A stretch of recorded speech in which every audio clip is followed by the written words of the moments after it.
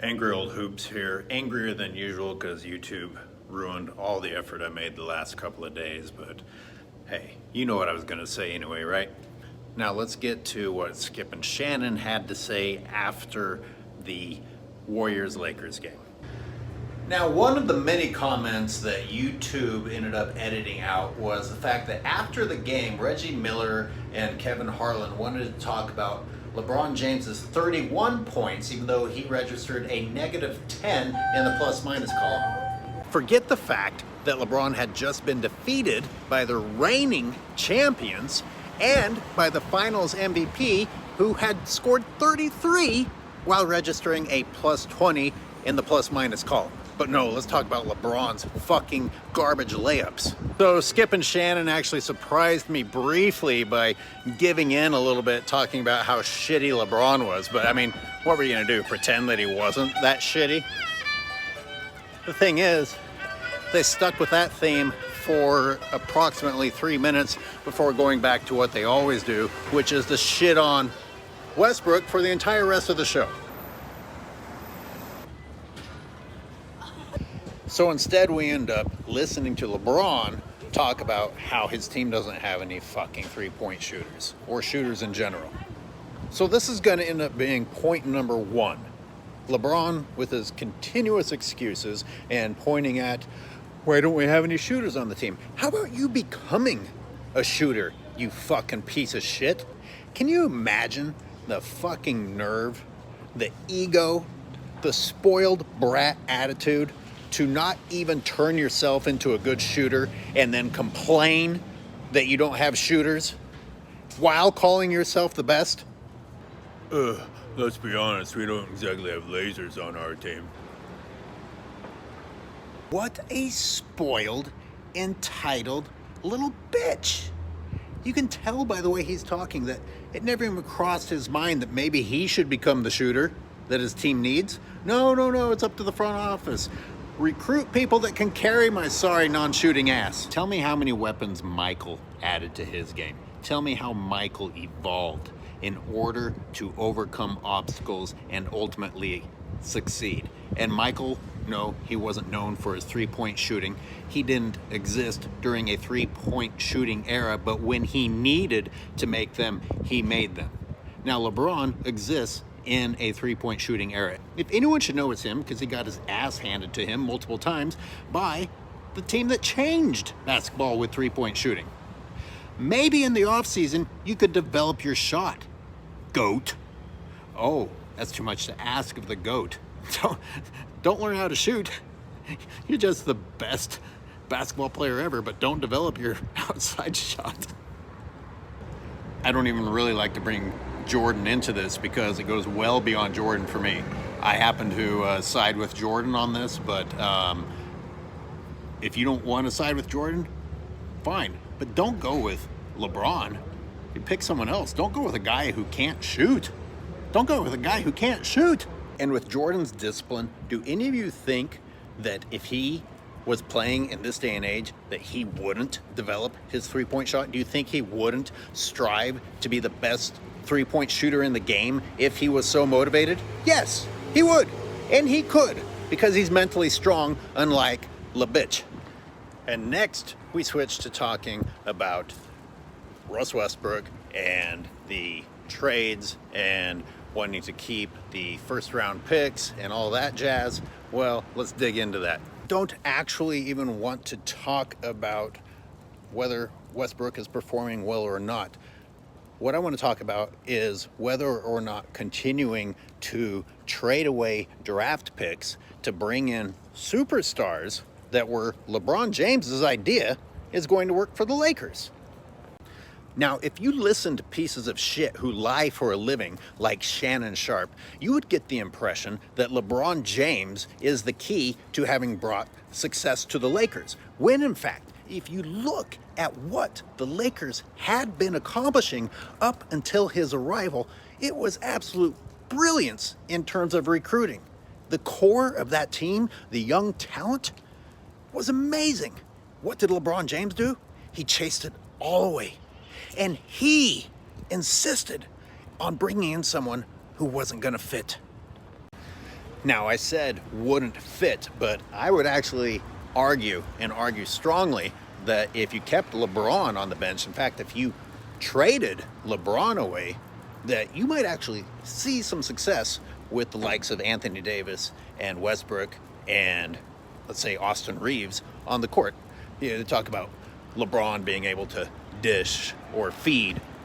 You think Austin Reeves can't dish or feed to the likes of Anthony Davis? You think Westbrook can't? Now, Jeannie Buss, Polanco, etc. are apparently under incredible pressure to do the right thing here, but they were doing the right thing right up until they brought in LeBron James. LeBron James just ruined everything. Now, did they win that ridiculous joke bubble ring? Yes, but the idea that even if you want to respect that joke of a ring, the idea of giving credit to LeBron James is silly. Look what has happened since then. More importantly, look what happened prior to LeBron showing up. Because if you look at the talented core and then the star power that was matched with that talented core, that kind of adds up to a bubble, with or without LeBron James. Going all the way back to 2016, 2017, the Lakers already had the talent of Brandon Ingram and Julius Randle. 2017, 2018 is when the Lakers recruiting just went off the charts. They got Lonzo Ball. They got Caldwell Pope. They got Alex Caruso, Brandon Ingram, and Kyle Kuzma. All of them. None of that good enough for LeBron James. Because come 2018, 2019, you add LeBron James. They even added Rajon Rondo, Tyson Chandler, and a few other experienced players on top of that incredible roster I already mentioned. Not good enough. Not good enough for the GOAT. That's not enough to help the GOAT. Speaking of, I'm watching the Clippers and Lakers right now, and I forgot Zubats. They had Zubats as well, who's currently kicking the Lakers' ass. And, by the way, LeBron's not on the floor at the moment, and the Lakers' chemistry suddenly is coming together. Look at this. Oh my God. Look at the talent. As long as LeBron's on the floor, though, they don't have any talent. Get LeBron off the floor, they have chemistry. Oh my God, they're a professional basketball team again. So the next year, in addition to that incredible cast, you add Anthony Davis, the best in his position. As has been the case throughout LeBron's whole career, the question is, how much help does this guy need? And that's the year that they win the bubble title with all that talent. And then after that, they dismantle the team. And what happens? They can't win anymore. But they do still have LeBron James, so why aren't they winning anymore? Why isn't anyone looking at the fact that they aren't winning while keeping certain people and losing other people? You stopped winning when you kept LeBron and got rid of other people. Let it fucking sink in. Just as a reminder, here is the roster that won the bubble. Okay, the young talent, Caldwell Pope, Alex Caruso, Kyle Kuzma, and then in addition to that, JaVale McGee was a champion at that point, champion experience, height, J.R. Smith, former champion, he's no scrub, Anthony Davis, the best in his position at the time, Danny Green was the premier shooter on the Raptors, who had just won a championship. Jared Dudley was no scrub. He was pretty key for the Rockets. Dwight Howard is a beast in my opinion. Rajon Rondo, who was playoff Rondo. And then you've got LeBron James. Okay, so just leave LeBron off that list. Replace LeBron on that list with somebody else and tell me you can't win a ring. Don't give LeBron James the credit for that. And all of that young talent, all of it, all that young talent that the Lakers did so well recruiting and drafting have gone on from under the shadow of LeBron James to kick ass. They're all kicking ass. But they weren't good enough for LeBron. No, LeBron needs established superstars to carry him. He can't develop players. He can't develop young, promising talent. No. And what does that do to a franchise? Spend all your money to carry someone who's supposed to be carrying you. and then suffer. So, while Skip, Shannon, Stephen A. Smith, Nick Wright, everyone else says what you have to do to make LeBron happy, please, Genie Bus, please, Palenko, understand that you already did the right thing up until LeBron James. Keep Westbrook, sit LeBron, keep your draft picks because you were drafting well. You were drafting great. And then you threw it all in the sewer for LeBron James. Now, going back to what I said at the beginning of this video about Westbrook actually performing better than he has in the past and still being scapegoated, let's talk about Charles Barkley speaking the truth and doing well, only to have Shannon Sharpe say there's no truth in what Charles Barkley is saying. I wish someone with some cojones sat across from Shannon Sharpe and made him actually back up the horse shit that comes out of his mouth, because everything Charles Barkley said was correct.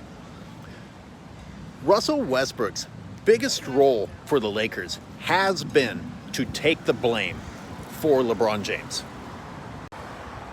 As bad as Russell Westbrook has been, he hasn't been worse than LeBron James. Let that sink in. The other thing that Shannon Sharpe tries to do is pretend that it wasn't LeBron James who brought in Russell Westbrook.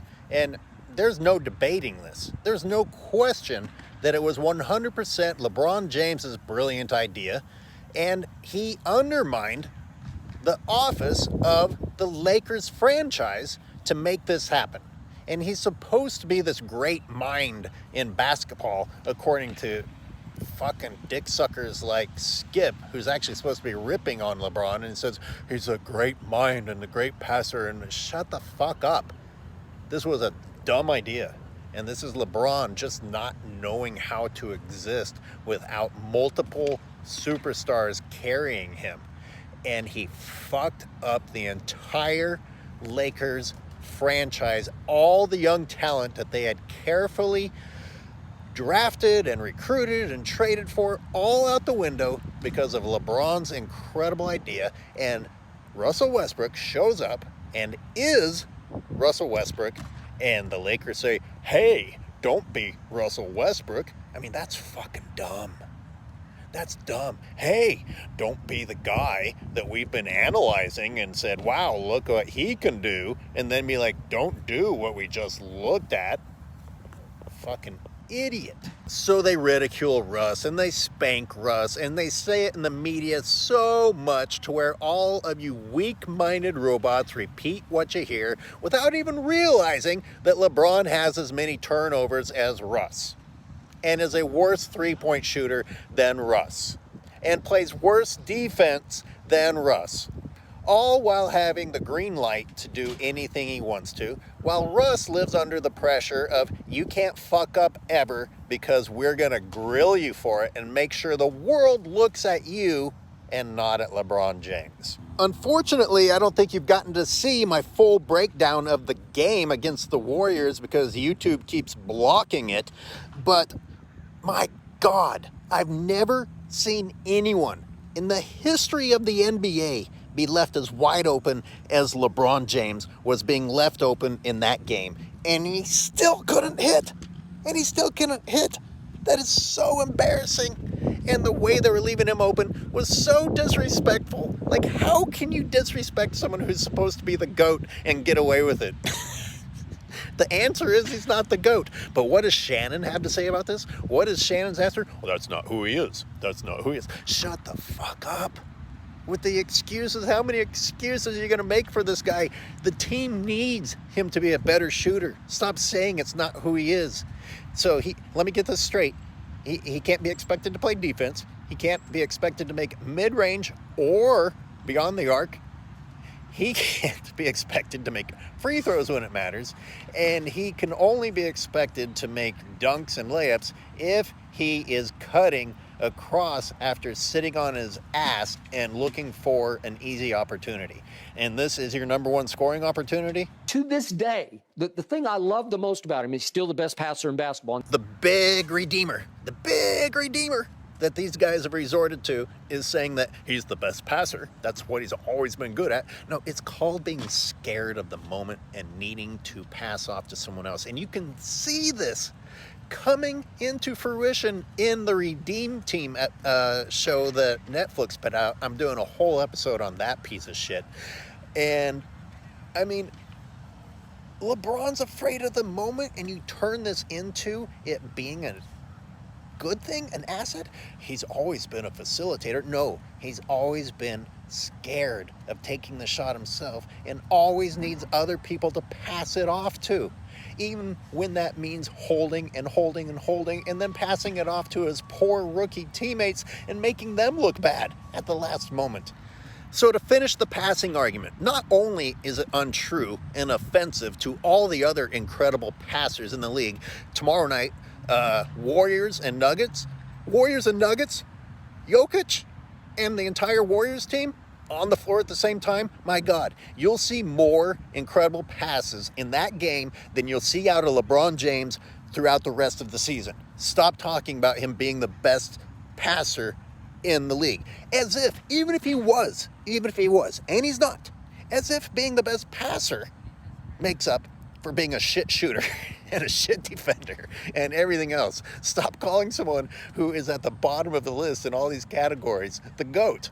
The quote-unquote GOAT, or the phony GOAT, as I call him in Los Angeles, is simply chasing Kareem on a nightly basis. That's all this season to me boils down to, is chasing Kareem. What other choices does he have? And by the way, he was chasing last night. It was some all-time stat stuffing late in the game. You realize they fell behind by 27 with a minute 49 left in the third quarter. At that point, LeBron had 19 points. He scored 12 more points after they fell behind by 27. That is some supreme stat stuffing. But you see what happened? Very briefly, I thought Skip had grown balls again, because he said, look when LeBron finally started making some shots in garbage time when they were down by 20, and he finally started making some shots. And then that was it. I think Shannon said, you know, the guy can barely like lift his mouth up and down to get words out. I can't stand listening to him, not to mention the fact that he lies. But that was it. That was the end of Skip having any balls, and the entire rest of the show was focusing on Westbrook instead of LeBron's failure. Hey, before I sign off, I've got to say thank you to all of my viewers. It was nice to see such a kind greeting after I've been gone for so long. I'm glad you're still out there. I'm glad you're still listening, and I'm glad that you're glad to see me back.